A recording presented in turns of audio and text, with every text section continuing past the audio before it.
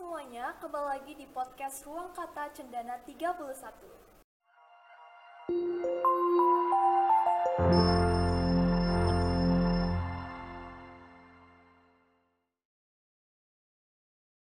Ada pepatah yang mengatakan, tak kenal maka tak sayang. Supaya sayang, mari kita kenalan. Halo semuanya, perkenalkan nama aku Monik. Dan hari ini kita kedatangan bintang tamu yang sangat spesial, keren, kece, cantik, dan ternyata alumni SMP Safiris 2 Bantar Lampung loh. Pasti kalian penasaran kan siapa? Langsung aja ada Kak Iren. Hai Kak Iren. Halo Monik. Apa kabarnya Kak? Puji Tuhan baik. Bagaimana kabar Monik sendiri? Puji Tuhan juga baik.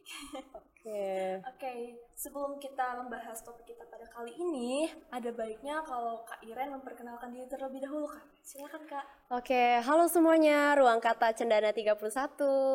Salam kenal, perkenalkan, nama saya Iren Garcia, saya Putri Indonesia Lampung 2 2022. Wow, kalau kita dengar Putri Indonesia perwakilan Lampung 2, berarti perwakilan provinsi kan teman-teman? Nah, kalau dilihat jadi suatu perwakilan provinsi itu pasti harus melewati tahap-tahap yang begitu panjang ya Kak ya. Betul sekali. Terus, dan gak mudah, tergolong sulit gitu ya Kak ya. Nah Kak, boleh dong Kak diceritakan sedikit perjalanan Kakak hingga bisa sampai sekarang tuh bisa menjadi Putri Indonesia Lampung 2 tahun 2022. Oke, jadi perjalanan saya menuju Putri Indonesia tahun 2022 bisa dikatakan cukup panjang karena tidak semudah apa yang mungkin teman-teman lihat di luaran sana. Awal mula saya ikut Putri Indonesia itu memang didasari dari diri sendiri tentunya, karena memang kita ingin memajukanlah diri kita sendiri gitu, ingin berkembang, tidak hanya stuck di situ-situ saja. Jadi perjalanan awalnya saya mendaftar melalui online, kemudian menunggu panggilan dari pihak Putri Indonesia karena akan dicek terlebih dahulu berkas-berkas yang kita submit ke pihak Putri Indonesia. Setelah mendapat panggilan, kemudian kita baru melaksanakan audisi di Jakarta. Audisi dilaksanakan selama 2 hari, jadi ada audisi hari pertama dan audisi hari kedua. Pada saat audisi hari pertama itu kita melaksanakan tes tinggi badan, berat badan, kemudian ada sedikit wawancara. Nah, setelah dari audisi hari pertama, itu tidak langsung menuju ke audisi yang hari kedua, melainkan kita harus menunggu panggilan kembali dari pihak Putri Indonesia, apakah kita lolos ke tahap audisi kedua atau tidak. Dan puji Tuhannya saya terpanggil untuk mengikuti audisi tahap kedua. Jadi pada saat audisi tahap kedua, itu tes yang dilakukan adalah talent show dan ada deep interview. Balik lagi, setelah audisi tahap kedua, tidak begitu saja langsung dinobatkan sebagai Putri Indonesia. Itu masih harus melalui sortiran dari pihak Putri Indonesia, menunggu panggilan dari pihak Putri Indonesia. Dan balik lagi puji Tuhan, saya terpilih menjadi top 3 untuk di Lampung. Karena untuk Putri Indonesia sendiri di tahun ini diberikan kesempatan lebih dari yang tahun-tahun sebelumnya hanya dipilih berdasarkan juri, namun sekarang itu dipilih berdasarkan juri dan berdasarkan voting. Jadi pada saat itu putri yang berangkat dari Lampung ada 7 orang, yang lolos tahap 1 tuh ada 5 orang, termasuk saya, kemudian disortir kembali menjadi 3 orang. Dari 3 orang tersebut, itu kita melaksanakan voting, di mana voting seluruh masyarakat Indonesia bisa memvoting kami melalui website yang ada di Official Putri Indonesia ataupun QRIS yang diberikan oleh pihak Putri Indonesia. Dan puji Tuhannya saya terpilih menjadi Putri Indonesia Lampung Favorit. Pada saat itu masih pada tahap Putri Indonesia Lampung Favorit, belum menjadi Putri Indonesia Lampung 2. Karena saya masih harus bertanding kembali bersama putri-putri favorit lainnya sekepulauan Sumatera. Dan tandingnya pun melalui voting kembali. Balik lagi, saya diizinkan Tuhan untuk mendapatkan gelar Putri Indonesia Lampung 2 dan Putri Indonesia Kepulauan Sumatera tahun 2022. Wow, kita dengar-dengar panjang banget ya guys tahap-tahapnya. Terus kayaknya ribet deh Kak. Monik yang ikut seperti Kakak di beauty pageant juga, itu yang bagian anak-anaknya aja udah ribet, apalagi yang dewasa yang udah Putri Indonesia. Betul. Pasti lebih sulit, lebih ribet, tahap-tahapnya juga lebih panjang ya kan ya Kak. Nah Kak, kalau boleh tahu, Kakak ikut Indonesia ini itu cita-cita dari kecil atau gimana Kak? Oke, sebenarnya ini menurut saya hal yang unik. Karena memang dari kecil saya tidak memiliki cita-cita sebagai putri Indonesia. Dari saya sejak duduk di bangku sekolah, hobi saya itu outdoor activities. Seperti hiking. Karena dulu saya waktu kalau SMP berhubung memang pada saat saya sekolah itu belum ada ekstrakurikuler outdoor activities seperti hiking. Pada saat SMP saya ikut eskul itu bulu tangkis. Kemudian pada saat SMA itu sudah ada ekstrakurikuler outdoor activities hiking, yaitu si Cita namanya. Saya mulai ikut hiking. Pada saat kuliah melanjutkan kembali hobi saya yaitu hiking. Jadi kalau ditanya apakah ada cita-cita Putri Indonesia, tentunya tidak ada. Tapi memang balik lagi sih, kita tidak ada yang tahu takdir kedepannya akan seperti apa, dan puji Tuhan mendapat takdir yang bagus, berkat yang dari Tuhan luar biasa sehingga bisa ada di titik ini. Oke, tadi kita udah dengar ya guys, udah berkenalan sedikit juga dengan Kak Iren, dan sekarang Kak kita masuk ke topik kita ya. Nah ini di episode Ruang Kata Cendana 31 hari ini kita punya topik yaitu Kartini. Nah kalau Kartini ini pasti ya yang seperti yang kita ketahui, Hari Kartini itu adalah hari emansipasi wanita seperti yang kita peringati setiap tahunnya di tanggal 21 April. Nah, sosok Kartini itu kan adalah sosok yang cerdas, pejuang, pantang menyerah, berani, dan sosok yang inspiratif. Nah, ini Kak Monik mau tanya-tanya juga seputar Hari Kartini nih Kak. Nah, menurut Kakak, semangat perjuangan Kartini yang diperingati setiap tahunnya itu masih relevan atau enggak sih Kak? Oke, menurut saya secara pribadi, peringatan Hari Kartini setiap tahunnya itu masih sangat relevan. Karena perjuangan Ibu R.A. Kartini itu tidak boleh putus hanya sampai di masanya saja, melainkan memang harus diperjuangkan sampai masa kini. Karena dengan adanya beliau, kita bisa menjunjung pendidikan hingga sampai saat ini setinggi-tingginya. Maka dari itu, menurut saya, dengan memperingati Hari Kartini setiap tahunnya itu masih sangat relevan. Mungkin memang dengan caranya yang berbeda-beda karena balik lagi, karena zaman sudah semakin maju. Betul, Monik setuju banget nih sama pendapatnya Kak Iren. Nah Kak, dulu tuh kan ada kan statement yang mengatakan kalau misalkan perempuan ngapain sih pendidikannya tinggi-tinggi, ujung-ujungnya toh di dapur. Nah, statement itu apa sih pendapat Kakak tentang itu? Sejujurnya itu memang pendapat yang sering kali saya dengar. Bahkan memang itu sudah tidak awam lagi di sekitar kita. Tapi itulah tugas kita sebagai anak milenial, kaum milenial, terutama mungkin perempuan, harus mengubah stigma yang ada di masyarakat. Karena tidak memang kita dilahirkan dan kodrat kita sebagai wanita itu untuk berumah tangga, mengurus semua pekerjaan yang ada di dapur. Tapi sesungguhnya dengan adanya juang Ibu R.A. Kartini itu membuktikan bahwa kita tuh tidak hanya bisa berkarir di dapur saja, melainkan kita juga bisa menempuh pendidikan kita setinggi mungkin. Karena perempuan akan melahirkan perempuan ataupun laki-laki. Dengan perempuan melahirkan perempuan ataupun laki-laki, itulah yang akan menjadi generasi selanjutnya. Dan sosok perempuan itu berperan penting dalam keluarga.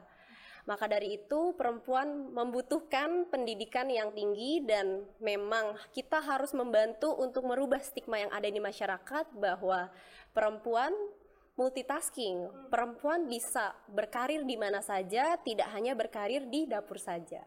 Oke, berarti perempuan itu boleh mendapatkan pendidikan yang setinggi-tingginya, tapi jangan lupa dengan kodratnya. Betul sekali. Dan pendidikan itu bukan hanya tentang gelar, tapi bekal untuk kedepannya ya Kak? Yes, betul.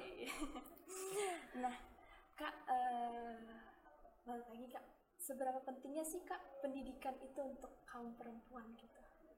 Oke, sebenarnya tadi udah sedikit saya singgung, pendidikan untuk kaum perempuan itu sangat penting. Balik lagi karena kita dilahirkan sebagai wanita dan nantinya akan melahirkan generasi-generasi penerus.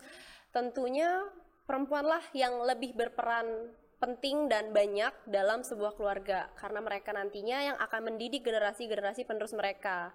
Maka dari itu, seorang perempuan membutuhkan pendidikan yang berkualitas baik pula karena nantinya mereka akan menurunkan pendidikan yang berkualitas kepada generasi penerus dan mereka pun akan menghasilkan sosok-sosok generasi penerus yang berkualitas pula dari bibit bebet bobot yang berkualitas pula. Wow, ini topiknya sangat-sangat dalam ya. Terus Betul. pendapat Kak Iren tuh bagus banget dan Monik setuju banget sama pendapat Kak Iren tadi. Nah, Kak, Monik mau tanya juga nggak sih Kak? Kan perempuan itu yang tadi punya kodratnya, boleh menempuh pendidikan yang setinggi-tinggi tapi jangan lupa untuk kodrat. Nah, apa sih Kak yang Kakak syukuri gitu sebagai perempuan? Oke, yang saya syukuri sebagai perempuan tentunya dengan dilahirkan sebagai sosok perempuan itu menjadi salah satu hal yang sederhana yang sudah saya syukuri. Selain itu, perempuan memang diberikan identik oleh Tuhan dengan kecantikan, keindahan, itu juga merupakan salah satu hal yang saya syukuri. Selain dari itu, perempuan bisa melakukan banyak hal yang mungkin sosok seorang pria tidak bisa melakukan kegiatan-kegiatan yang perempuan lakukan. Seperti perempuan lebih multitasking dibandingkan dengan sosok seorang pria. Sosok seorang perempuan pula bisa melahirkan generasi selanjutnya, sedangkan sosok seorang pria tidak bisa untuk melahirkan generasi penerus selanjutnya. Jadi menurut saya dilahirkan menjadi seorang perempuan itu menjadi suatu hal yang membanggakan, menjadi suatu hal yang sangat disyukuri karena dibalik itu perempuan itu sangat luar biasa. Perempuan itu yang luar biasa, jadi kita harus syukur ya teman-teman untuk diri kita, untuk apa yang kita sekarang, dan ya kita harus upgrade diri kita untuk kedepannya. Betul. Kak, ya. Nah Kak, sekarang kan udah di era digital gitu, semuanya serba digital, kita tinggal search di Google, kita bisa membuka jendela dunia gitu loh. Yes. Nah, menurut kakak, apakah sekolah formal kayak SD, SMP, SMA itu wajib atau enggak menurut kakak? Pertanyaannya sangat menarik dan bagi saya sekolah formal itu masih diperlukan karena dengan adanya informasi terbuka dengan teknologi yang sekarang semakin maju itu kurang mendukung karena informasi yang ada di informasi yang terdapat di Google itu tidak sepenuhnya akurat. Baik lagi dengan adanya sekolah formal, kita didukung dengan para pendidik yang mereka mungkin jauh lebih akurat, mereka juga istilahnya mereka juga belajar gitu, mereka juga berpendidikan. Informasi yang kita dapatkan dari mereka itu lebih akurasi dibandingkan dari Google. Google sendiri itu salah satu teknologi yang ada dan itu juga membuktikan bahwa memang informasi sekarang yang ada itu sudah terbuka. Tapi memang sekolah formal menurut saya secara pribadi itu memang diwajibkan karena dengan adanya sekolah formal kita juga bisa dibimbing oleh para pendidik yang ada dan mendapatkan informasi yang lebih akurat. Gitu, jadi sekolah formal ini juga lebih akurat informasinya. Betul. Dan kita dibimbingi oleh guru-guru hebat. Yes, betul sekali. Kita, ya kan? Dan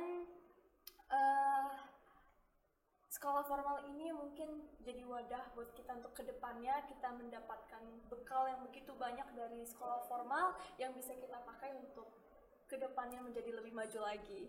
Nah, Kak, Moni juga mau tanya-tanya lagi nih. Apa sih makna Hari Kartini menurut kakak? Oke, makna Hari Kartini. Hari Kartini ini sangat bermakna buat saya secara pribadi. Karena saya sendiri bisa berdiri hingga di titik ini itu untuk melanjutkan perjuangan Ibu Era Kartini. Karena kita bisa katakan ini adalah sebagai emansipasi perempuan. Dan memperingati Hari Kartini itu mengingatkan ke perjuangan Ibu Era Kartini. Beliau ingin bahwa perempuan itu ingin mendapat adanya kesetaraan hak, terus kemudian juga ingin mendapatkan pendidikan setinggi-tingginya, Maka dari itu dengan saya bisa berdiri di titik ini, saya juga merasakan bahwa Hari Kartini itu merupakan hari yang memang patut untuk kita hormati, kita peringati, dan kemudian juga harus kita perjuangkan. Oke, baik Kak. Ini kita udah di penghujung acara. Jadi boleh dong Kak kasih pesan-pesan untuk kaum milenial, terutama perempuan di Hari Kartini ini Kak. Oke, pesan-pesannya mungkin adalah bagi kaum milenial, terutama perempuan, kalian jangan pernah berhenti untuk menyerah, jangan putus asa, dan jangan merasa minder bahwa kita sebagai seorang perempuan. Karena menjadi seorang perempuan itu adalah merupakan salah satu anugerah Tuhan yang luar biasa, dan tentunya kita harus punya mimpi setinggi mungkin. Dan jangan lupa untuk tetap terus berusaha, karena mimpi yang tidak mungkin akan menjadi mungkin. Wow, thank you Kak Iren. Terima kasih juga Moni. Nih, yang terakhir deh Kak, yang terakhir nih. Satu kata yang menggambarkan sosok Ibu Kartini menurut Kakak apa? Satu kata, hanya boleh satu kata ya. Oke, kalau satu kata mungkin beliau adalah sosok pejuang. Pejuang. Yes, Ibu Kartini sosok pejuang. Oke, thank you Kak. Nah, teman-teman seperti yang Kak Iren bilang tadi, Kak Iren kan bakal mengikuti karantina nasional nih. Nah, baik Kak, mungkin ada yang ingin Kakak sampaikan ke teman-teman? Oke, halo teman-teman semua. Saat ini saya Iren Garcia, Putri Indonesia Lampung 2 tahun 2022. Tidak berhenti sampai di sini saja, melainkan saya masih butuh bantuan dari teman-teman semua agar saya dapat melaju ke panggung nasional dan mendapatkan top 11 dengan cara teman-teman bisa klik link di bio Instagram saya @irenegarcia, A-nya double, Irene Garcia _ kemudian teman-teman bisa klik vote menggunakan email ataupun scan QRIS yang ada pada link tersebut. Mohon doa dan dukungannya ya teman-teman semua. Terima kasih. Nah, itu dia guys, kita support dan doakan Kak Iren ya teman-teman. Jangan lupa juga untuk vote Kak Iren dengan cara seperti yang udah Kak Iren sampaikan tadi. Oke, thank you Kak Iren. Terima kasih juga. Terima kasih untuk waktu, kesempatan, dan bincang-bincang kita di podcast kali ini. Sukses buat Kakak terus. Terima kasih buat semuanya dan sampai jumpa di podcast-podcast selanjutnya. Bye-bye.